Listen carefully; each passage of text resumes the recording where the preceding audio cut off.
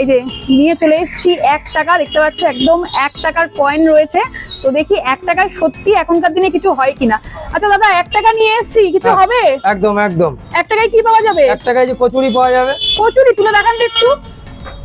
এই যে কচুরির সাইজ 1 টাকা পিস।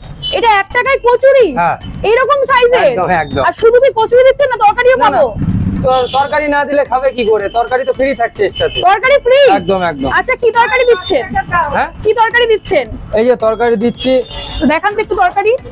এই যে তরকারি কি কি থাকছে? এটা নিরামিষ, আলু থাকছে, সয়াবিন, মটর ডাল, ছোলার ডাল। বাহ।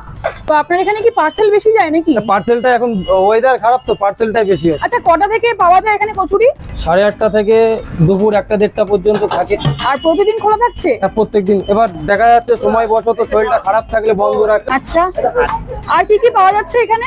এখানে এখন রুটিও আছে, 3টে রুটি, সবজি সাথে থাকছে 20 টাকা। আচ্ছা তরকারি কি আনলিমিটেড? তরকারি যত খাবে দেবো, অবশ্যই, কেন দেবো না। যত খাবো দেবেন?